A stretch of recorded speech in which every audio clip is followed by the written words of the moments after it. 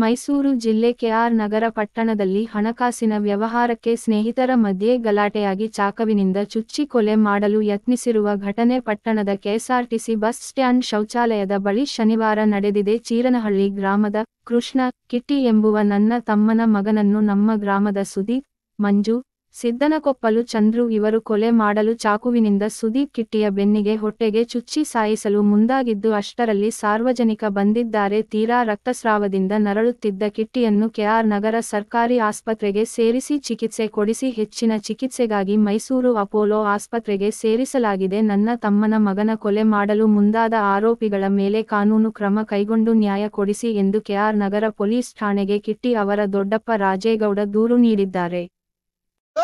ಹೋಗ್ರ ಬೇಗ ಕರ್ಕಂಡಿ ಅಷ್ಟು ಮಟ್ಟು ಚುಚ್ಚೋನ್ ಕರ್ಕೊ ಹೋಗ್ರ. ಯಾವನವನು ಹಂಗ್ ಚುಚ್ಚವನೆ ಯಪ್ಪ